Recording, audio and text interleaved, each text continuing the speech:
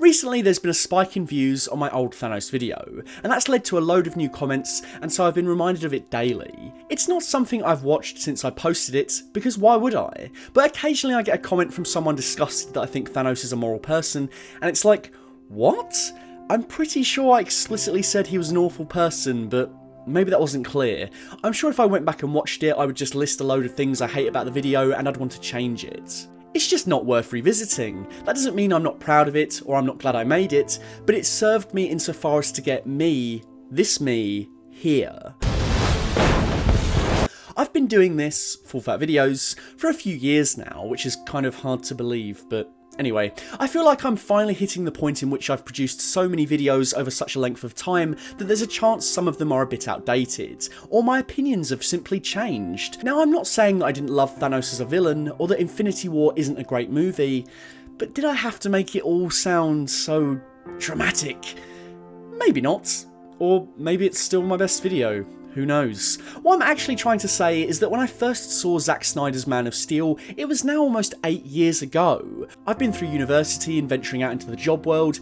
Hell, I feel like we've all aged about 5 years during this lockdown alone. A lot of time has passed, a lot of life has been lived, and a lot of new movies have been seen that have further shaped my opinion. To quote the 11th Doctor's regeneration from that same year, we are all different people all throughout our lives. So what sort of person am I now?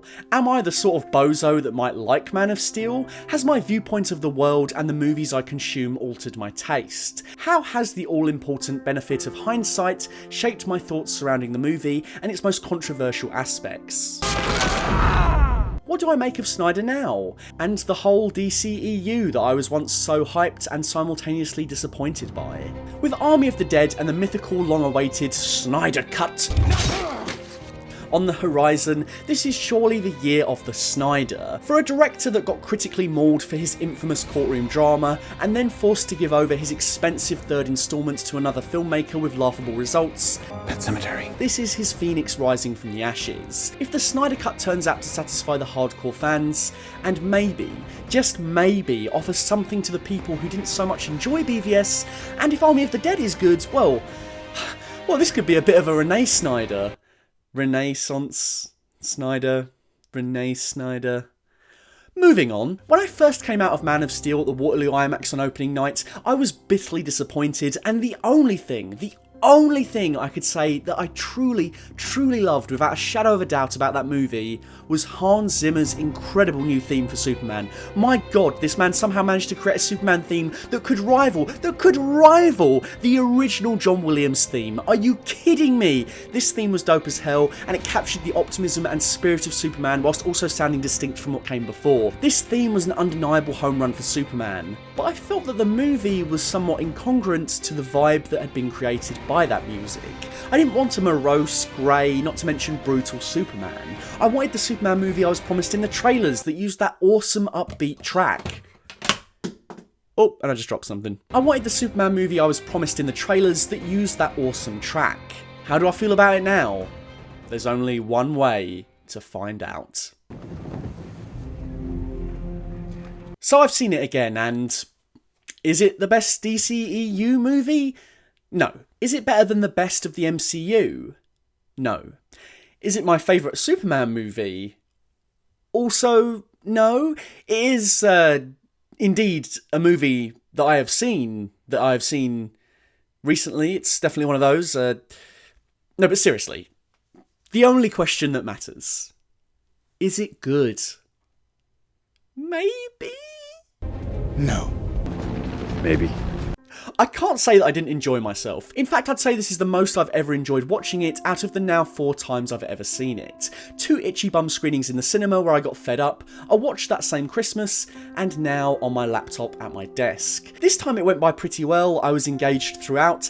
Some of the things I didn't like were still prevalent, but what was far more interesting were the things that I didn't like before that I've kind of come around to now. But before my full review where I delve into the destruction and unexpected pathos found in Man of Steel, I want to cut to the Wolf of Welling and a word from our latest sponsor. The mad scientists of Magic Spoon have informed me that they have created a delicious and nutritious breakfast cereal. The scientists have also informed me that each serving just totals 140 calories. And contains 0 grams of sugar, only 4 grams of net carbs, and 13 grams of protein. It's keto-friendly, gluten-free, grain-free, soy-free. Low carb and GMO free. Look, I know you're not following what I'm saying, right? That's okay, that doesn't matter. What matters is this. Was all this delicious? Absolutely. Which is why I'm going to try some in front of you. I'm going to see how delicious it really is. The folks at Magic Spoon got me a variety pack, so I believe I've got cocoa, peanut butter, frosted, and fruity. And I've got my own Magic Spoon here. Now, the only thing that Magic Spoon didn't ship was some milk to go with the cereal, but that's okay because I am the full fat milkman, as you know, which is why I've got semi-skimmed milk here from Sainsbury's. Help if you could see the cereal, wouldn't it? It's really sweet, and I'm actually shocked how sweet it is considering there's no sugar in it. Seriously though, this stuff was pretty delicious, and with the added benefit of it being high in protein with no sugars, makes it a breakfast must buy. There's even a money back guarantee if you're not 100% happy with it for whatever reason, no questions asked. I would most highly recommend the peanut butter flavour. It sold out 3 times in 2020 due to popular demand, and now it's part of the variety pack. If you're a real dirty pig like me, you might want to combine peanut butter and cocoa to get a taste like buttercups. Click the link in the description or go to magicspoon.com/fullfat to grab a variety pack and try it out today. Be sure to use the promo code fullfat at the checkout to get $5 off any order. I may not like Man of Steel as much as some other iconic DC movies. I might not ever put it in my top 10 superhero movies or anything like that, but why do things always need to be the very best or nothing? I think it's good, and as an artistic expression shaped by several key people whom have all created things in the past I've liked a great deal, it's an interesting route to take the material that is nothing else if not unique, even amongst other Superman fare considered to be dark and quote-unquote realistic. I'm being completely straight up with you guys. I was not expecting to really have all that much of a different response to this movie than what I had back in the cinema 8 years ago. But another important thing to note. This doesn't change anything. It really doesn't. Batman v Superman is still an utter mess of a movie. Nobody cares about Clark Kent taking on the Batman.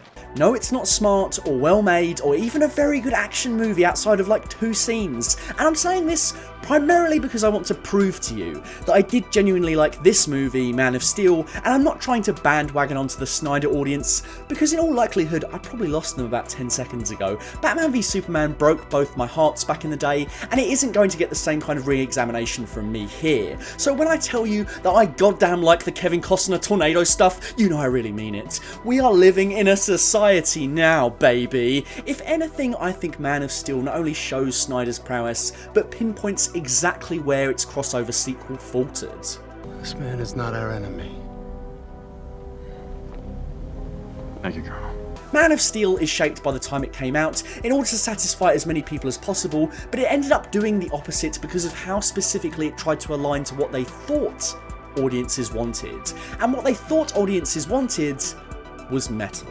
And Man of Steel is the most metal Superman movie you could ever make. There's so much goddamn metal in this movie that it's even in the title, Man of Steel, an obvious reference to the fact that this man is the ambassador of metal. But why is it so damn hardcore? Beyond the obvious thing that was hiring Zack Snyder to direct it, Snyder was brought on board in October 2010 to form a very special DC Trinity. No, not that one. This one, alongside Christopher Nolan and David S Goyer. It was Goyer who had the inception of the idea behind Man of Steel. Started reading them and just spent a couple hours randomly writing up a take, not even knowing what Warner Brothers was doing. Came back to meet with Chris, he said, well, let's hear it. I told it to him and he said, I would produce that if you want. A first contact story where Superman's mythos and origins were explored from the perspective of a contemporary society and how that society would respond. Can you imagine how people on this planet would react? My father believed that if the world found out who I really was, they'd reject me. Christopher Nolan, of course, loved the idea and helped to give it legs at Warner Brothers. If we could tell a superhero story, but in a world that was relatable, that seemed more like our own, and hopefully that would have more relevance. The pair reportedly shaped the story together before Snyder stepped on board.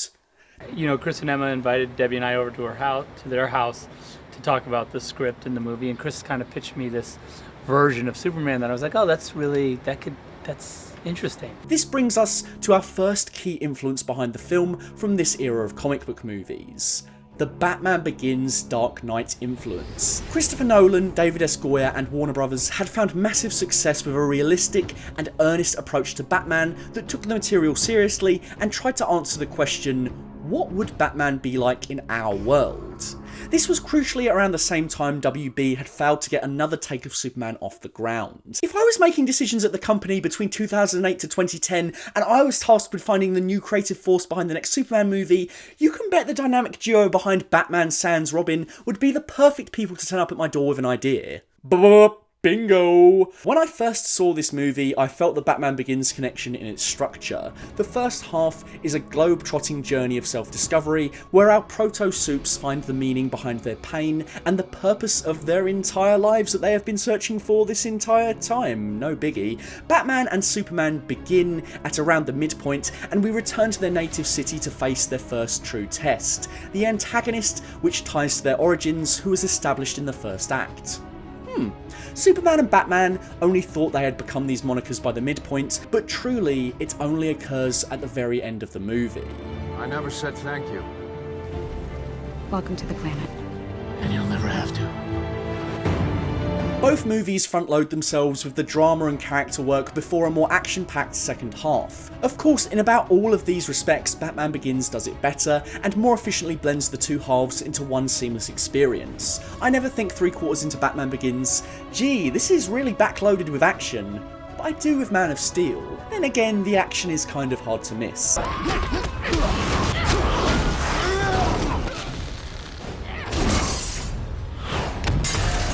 That doesn't mean I dislike the story, not by a long shot. If anything, I think this is one of Snyder's most tightly wound plots. It's refreshing, particularly now, to get big, bombastic, crossover event level action without it being a multi-part finale / sequel to a series of other movies.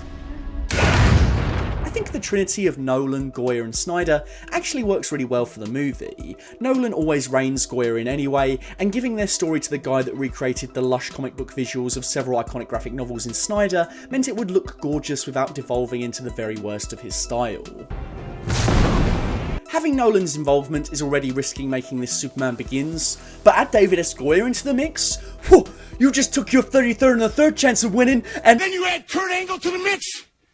Your chances of winning drastically go down! Chris Nolan knows he can't beat me and he's not even gonna try. But make no mistake, but make no mistake, this is Snyder's movie and Snyder's vision through and through. Cavill confirmed that the movie was Zack's baby and that Nolan wasn't around on set like some other media outlets were reporting. I really do like the blend of styles, and it's something that I've only really come to appreciate truly now. I always enjoyed the Brave New World vibes we got served through the newly fleshed out lore behind Krypton and why Clark's natural birth was so important. It's a really engrossing idea to suggest that the fall of Kryptonian society was not only brought about by destroying their planet through mining fossil fuels, but because they had eliminated freedom of choice. What if a child dreamed of becoming something other than what society had intended for him or her? It's also mildly humorous that the movie inverts the Immaculate Conception beat from the story of Christ and makes it so that this Messiah is the only one who isn't actually the product of Immaculate Conception. In a society that has forced every citizen into a predetermined path that to deviate from would be a crime, to be normal is to be special. What would you have us do, Al? Look to the stars, like our ancestors did. Characterising Jor-El as a bit of a rebel scientist who's not afraid to challenge the Kryptonian government places him as the benevolent mirror to Michael Shannon's General Zod. And this guy, he's a great villain. Not only is Shannon intimidating as hell with his towering and intense presence, he is the sum of all the specialised birthing that has led Krypton to ruin. He was born a soldier, trained to be a soldier, and therefore cannot understand how any other course of action can be taken other than violence. I exist only to protect Krypton. He tries to save Krypton the only way he knows how, and so does Jor-El. It is not Zod's fault that Jor-El was naturally predispositioned to take the moral high ground because he was made to be that way, a thinker over a warmonger. Krypton created Zod and gave Zod his pain even if he doesn't realise it. Instead, he is loyal to the cause to the bitter end, no matter the costs. Zod had his choices taken away. Jor-El realises this, and so too does Clark, but no one in the House of El can ever show Zod the truth. And now, I have no people. Zod even loses everything before the finale is over. He loses all of his people, the world engine, everything. Before he even begins the final throwdown, his objective has failed. That might seem like the opposite of tension. You'd expect the villain's plot to be thwarted at the 11th hour of the battle, but this helps to illustrate the point of Zod even further. When he has lost it all, and no longer has any motive or purpose, he still chooses violence. Because that is all he is capable of doing, and all anyone from his home ever wanted him to be. I've expressed a distaste in the past for characters being retconned into being born great, made special by proxy, rather than their deeds and adventures. But Superman is not one of those characters. He is the strongest man on Earth, he is the very definition of a character being born great, he's an obvious Christ metaphor, and his very birth is canonically a galaxy-altering event. The Man of Steel Superman is about how a person can live up to those expectations, how they can accept the weight of who they are supposed to be, and how they can in turn serve others who are less fortunate. But also importantly, that it must remain their choice and their chosen path. Basically, Clark can't be selfless unless he learns why it's important. I'm not sure if the story needs to be in a non-linear form, however. Sometimes it works as a nice thematic link between scenes, sometimes it needlessly slows down the pacing of a simple focused story. Still, if it means we get more of Kevin Costner killing it as Pa Kent, then sure, why not? Can I just keep pretending I'm your son? You are my son. For a guy that tried to make a feminist action movie involving upskirt shots, this really shows growth from him as a filmmaker. The film's two principal female leads both occupy different spheres of morality within the movie, are key to the action just as much as the men, and are consistently treated as smart and capable, yet not without flaws and failures. Plus, Faora doesn't wear bikini armour, nor does Lois Lane end up inexplicably half naked. The women are treated with as much respect as the men. Obviously, Snyder would go on to help shepherd Wonder Woman into the DCEU, and Gal Gadot actually auditioned for the Faora role in this movie. This scene was met with ridicule from the second audiences laid eyes on it, and I totally get it. I was one of those people. I still am one of those people, I think. It does seem faintly ridiculous that a guy who can move faster than a locomotive does nothing to stop a tornado killing his dear old DAD. Worse still, the father enables it, but this scene does scream Nolan Batman to me. A character makes a sacrifice to spare further pain down the line, but more importantly, to keep the psychological underpinnings of each respective character intact. Master Wayne, I must burn this letter against your better judgment, so you shall remain Batman. Clark, you must not save me from this easily preventable death, so that you can become Superman when you are ready to. I think my Kevin Costner impression was much better than my Michael Caine impression, but do let me know in the comments. What's the difference? Why do I think people find the former palatable and the latter a step too far? Snyder takes it to a grander, more operatic extreme than in The Dark Knight, but it is essentially saying the same thing. Characters act and behave in these movies, not necessarily how we would with our loved ones in real life, to preserve the character's mythical status. And what if, to spare you pain, I burnt that letter? When The Dark Knight came out, this kind of comic book earnestness was a little less played out, but by the time Man of Steel rolled around, the genre had been defined by pop culture self-awareness. I understood that reference. Honestly, I hate working here. They are so weird. Not to say that these movies aren't great at what they strive to be, but their prevalence marked a shift in tone to more savvy, irreverent fare. Man of Steel was still being kitsch about saying the word Superman.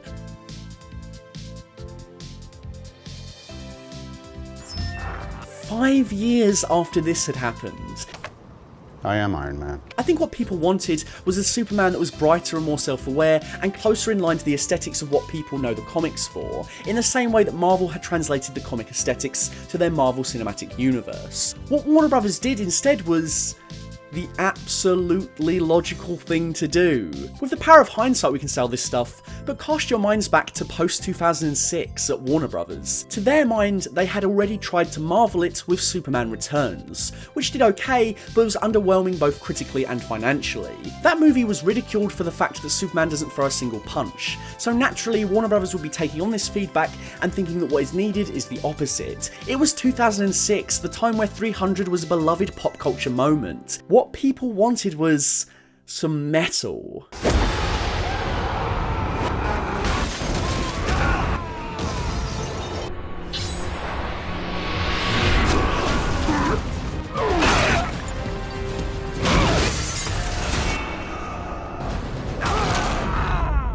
It makes so much sense for Warner Brothers to look at Superman Returns and say, okay, let's make Superman an action staple, let's make him appear bolder and more hard-edged, let's get the people that love 300 to love Superman. If this movie had even come out as late as 2009, I think the reaction to it would have been far stronger than it was in 2013. By the time it rolled around, it was simply too late.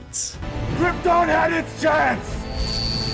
The movie is acting against so many forces beyond its control that it really only could have gone this one way, and Zack Snyder was really the only person who could have taken on the challenge. It had to be not only a response to the MCU that was poised to dominate the genre following the release of the first Avengers movie, it had to be a response to every Superman movie ever made. I get a lot of people want to see Uncle Ben show up in Tom Holland's Spider-Man series, but I understand why the creative team decided to go the route that they did. Remember, with great power comes great responsibility. After you've had a definitive cinematic take, you have to try and mix it up, no matter what, to stand apart, to avoid rehashing the same beats. So you can't just rehash Christopher Reeve's Superman. They tried that, it didn't work. You have to walk the difficult tightrope of making it fresh and different, whilst also evoking just enough of the old that people don't decry it as illegitimate in the wider franchise canon. Watching this movie helps me to understand further why I detest Batman v Superman. For the first in a franchise that will be known for its stumbling cinematic universe, Man of Steel features very little intrusive world building. There's a reference to LexCorp and Wayne Enterprises in the finale, but they're blink and you'll miss some Easter eggs. Every scrap of world building and lore, even if it is as Snyder as humanly possible, works in this movie because it all serves a purpose to the story. Take the scene where Superman is slowly suffocated and buried by a sea of skulls. See, even saying that was pure Snyder, and compare that with the nightmare scene in BvS. In BvS, this sequence comes crashing into the movie, and it feels like an extended trailer for Justice League, setting up a storyline that hasn't yet been well enough established in a timeline we don't know enough about. Its context may become clear by the time the Snyder Cut rolls around, but this messy scene doesn't work amongst the preeminent narrative in Dawn of Justice. Then take the Man of Steel Zod dream sequence. This is a dream sequence, but it also trades on very real stakes. This is the first proper conversation between Superman and General Zod. This is where Zod is going to outline his intentions for the Earth. What happens to Earth? The foundation has to be built on something. And this is where Clark will be forced to make a choice. Side with his people, or his people. The visuals of the dream world complement what we're talking about, and we understand why it's happening. Clark sees the havoc the world engine will wreak on Earth in Zod's effort to terraform it, and then falls into a sea of skulls as he fights against the seemingly insurmountable might of averting his adopted home's destruction and the people he cares for. It's over the top and super Snyder, as I said, but it's cool and it makes sense. I really enjoyed this scene. For the longest time, I think I had resided Man of Steel to the same kind of criticism as BvS, but they're actually far more different than I ever give them credit for. Man of Steel is a far leaner, far more focused affair that resists the temptation to set up a wider universe. Snyder's visuals work better when he's not being tasked with making trailers. When he's making a movie, they rock. There's another thing about my latest Man of Steel watch that really made all the positive difference, and it's something that I couldn't have accounted for back in the cinema viewings. I watched this movie on my laptop on a 16-inch monitor, so the entire frame was directly in front of me, even at full screen. This made almost all of the action that I had found nauseating in the IMAX was actually quite fun to watch. Because of the nature of the cinematography in this movie, the screen in the cinema is so big and so much of that screen is filled with whiz-bang and fireworks galore that it can be hard to attain in such a short space of time what exactly you're looking at and where your focus should be. But on a smaller screen, that isn't so much of an issue. You're not forced to scan as much of the screen, your focus remains fixed, and it's easier to ascertain the chain of events that leads one punch into the next. It's not quite my tempo of action in general. I much prefer in-camera hand-to-hand stuff, or big bold set pieces that you can actually see, things that work under a good ticking clock and good tension, as opposed to live-action Dragon Ball Z shenanigans. But I can give it a free pass here because, well, how else are you meant to depict a fist fight between two Kryptonians on screen? Superman is super fast, super strong, he can fly. Gee, why am I explaining Superman's powers to you? We all know them. Basically, he's an S-tier superhero, so taking that blueprint and applying it to every single enemy fighter on the other team, of course you're going to get carnage. Zack tries to capture their incredible strength but also their speed. Because of this, we get lots of impossible camera movements and zooms as us mere mortals try to keep up. Some of it looks awesome and appropriately conveys the weight of a Kryptonian hit. Other moments become too frantic to enjoy, but overall the experience was much nicer on a smaller screen. Restricting my viewing to a smaller screen also allowed me to sit back and find a greater appreciation for the flawless sound design and music of the film. All of this meant that I was allowed to sit back and remember the action beats I did enjoy even back in the day. Jor-El escorting Lois Lane through the danger of the Kryptonian ship is really satisfying to watch and feels the right level of video gamey. Superman fights a robot? I don't remember this, but it's got metal tentacles and it shifts particles and makes different shapes and it's kinda awesome. But then I guess everything I'm talking about, it's not necessarily the macro problem with the action. I've put this off for long enough in the video, so let's talk about it. Let's talk about the destruction, baby. Let's talk about...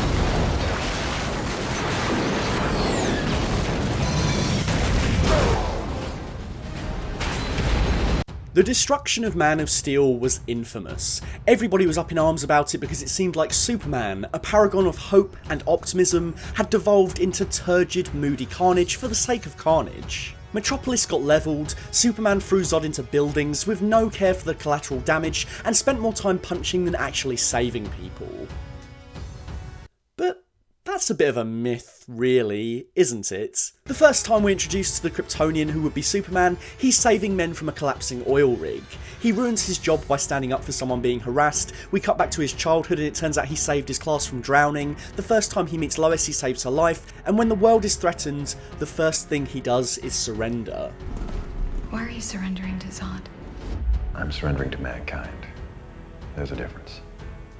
You let them handcuff you? Wouldn't be much of a surrender if I resisted. Lois Lane does her research, and it turns out Clark is exactly who he appears to be. He's the genuine article, a guy passing through, helping out, learning, doing good for the sake of good. The only way you could disappear for good is to stop helping people altogether, and I sense that's not an option for you. The movie was never meant to be anything less than Superman saving people. Are they gone? I think so. He saved us. Superman risks his life to destroy the world engine and Zod, a superpowered being who has never thrown hands before because he's forced himself through sheer will to be a pacifist, even when others have tried to hurt him, is now being pitted against an army of trained soldiers. You are weak, son of El. Unsure of yourself. Who will destroy the world and everyone on it if he doesn't act fast. Sure, he might seem a little unconcerned with collateral damage at times, but also, you have to think, he has no idea how to put Zod and his cronies down. No one has ever made him bleed, and every single one of Zod's soldiers is just as durable as him. No wonder they brought down half of Metropolis just to save, I don't know, the entire world. This guy literally saves the entire world and everyone on it on his first big day at the office. And even if it takes you the rest of your life, you owe it to yourself to find out what that reason is. You can save all of them.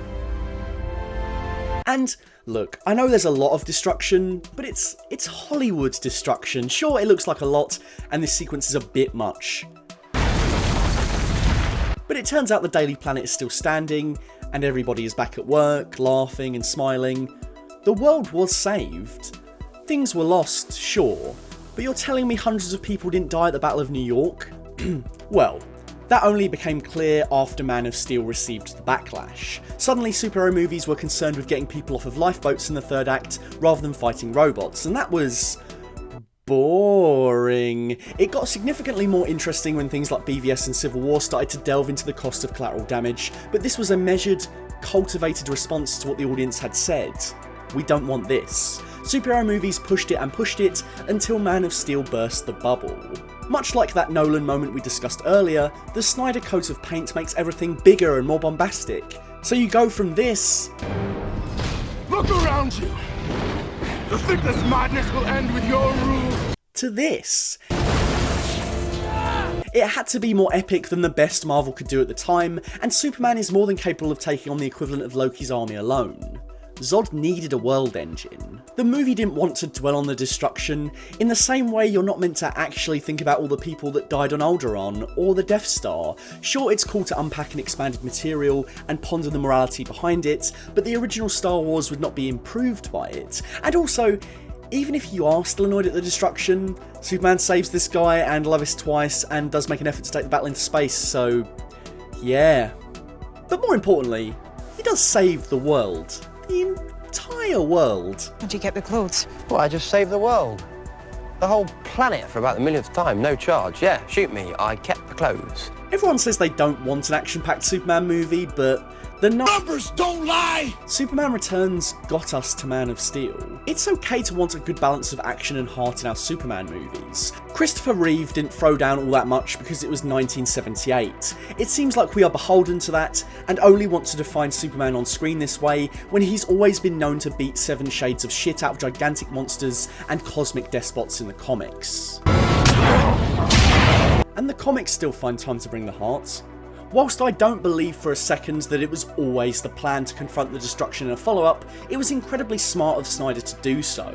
This isn't backtracking in a way that feels like an obvious response to the audience. Placing Bruce in the Metropolis battle not only explained where he was, but established in the world of the movie that this destruction is not condoned, nor is it the point of Superman. It's bar none the best thing, one of the only good things, about Batman v Superman, but you've heard me say that before. If I'm being honest, I think Zack Snyder probably understands Superman more than he does Batman. My first memory of Superman was the 1950s TV show. You know, the dun dun dun dun dun dun dun dun. And just that image of him standing with his hands on his hips, kind of like on the moon, you know, with the American flag behind him. I guess it's pretty. I mean, probably everyone's memory of Superman, but it's mine as well.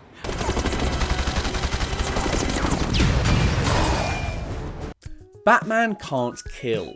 He shouldn't kill. It flies in the face of the core tenets behind the character. The only time he can ever kill in my mind is in one very specific way.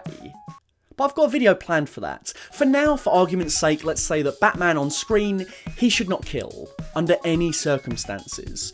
Superman is a bit more of a grey area. He falls more in line with heroes like the Avengers for me. If Wolverine and Punisher are your killer superheroes, and Spider-Man and Batman are your heroes that refuse to kill no matter the cost, then characters like Superman and Cap and Iron Man are the ones that fit into the middle ground. They're not cold-blooded killers, they're Hollywood killers, like Indiana Jones.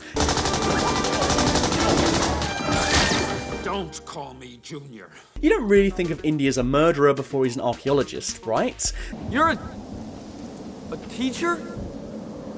Part-time. So these characters do kill, but it is never in cold blood. They are closer in line to the morality of Spider-Man than the Punisher, but it doesn't mean that they can't get their hands dirty. I don't want to kill anyone. I don't like bullies. I know a lot of people see Superman as this perfect figure that can do no wrong, but I think Superman sometimes killing makes the most sense, even in relation to Batman not killing. Yeah, on the surface, Batman looks like the killer and Superman the pacifist, but that's why it's so interesting to flip that. It's more engrossing on a dramatic level to have the guy that straddles the line of good and bad be the one that will not break his one rule no matter the circumstances. It's equally more interesting to have the big blue Boy Scout character be the one that tries and fails to maintain that Boy Scout image. But it is in his attempts to be human, it is in his ability to learn how to be with his incredible power that makes him what he is.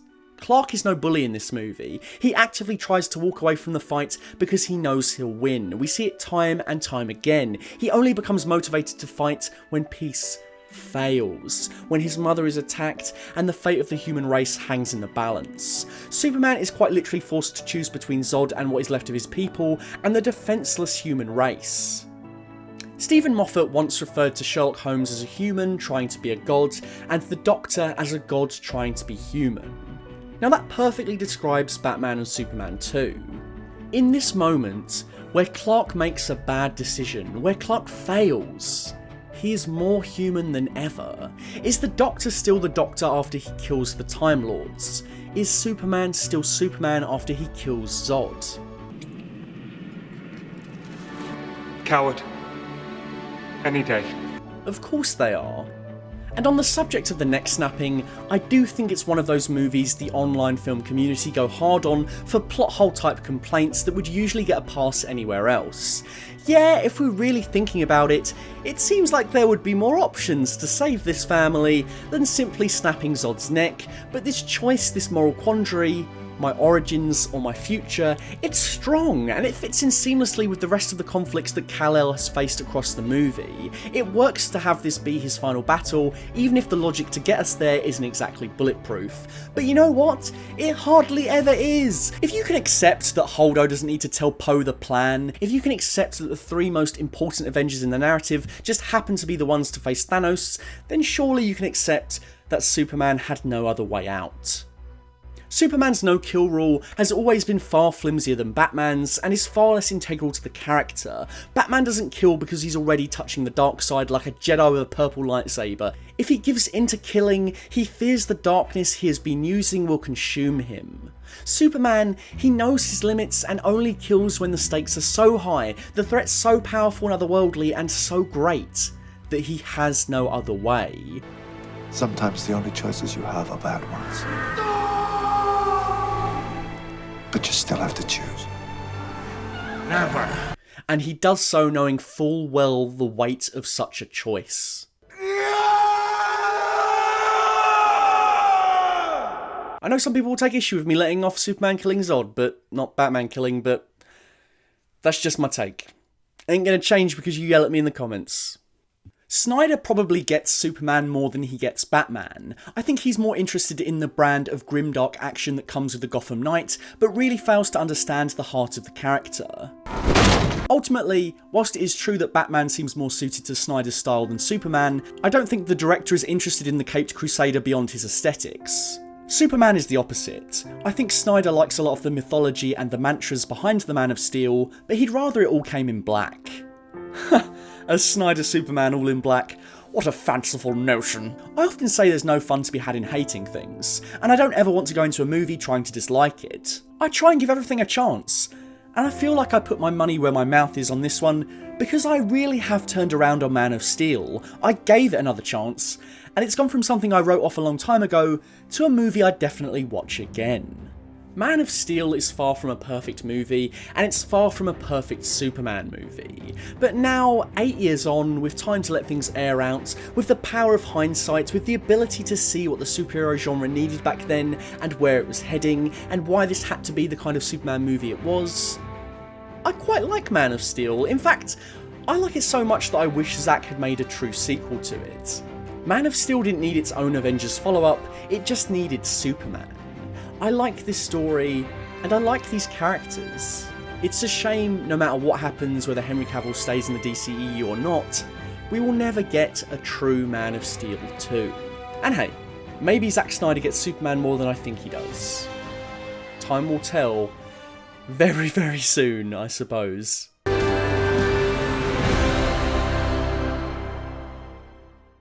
If you want to hear my thoughts, and more importantly my predictions for the Snyder Cut, please head on over to the Full Fat Podcast YouTube channel later this week. If you'd like to hear more of my thoughts and get at me personally, why not follow me on Twitter at FullFatVideos, or you can follow me for digital art and funky edit mashups on my Instagram at full_fat_videos. If you like this video, please consider subscribing, and why not leave a comment sharing what you thought of the movie and how you feel about it now. Thank you. The Man of Steel music in this video was very kindly provided by Samuel Kim Music. Please check out his awesome compositions and remixes of your favourite tracks. Hi guys, Matt here. Thank you for watching another full fat video. Don't forget to click that subscribe button and hit the bell so you know when a new video drops. If you'd like to get in touch with me, why not follow me on Twitter at fullfatvideos or on Instagram at full_fat_videos. A big personal thank you to our full fat tier patrons, Dr. Chike, Jax Merrick and Cyrus Solker. Your ongoing support keeps the lights on. Until next time, keep it full fat.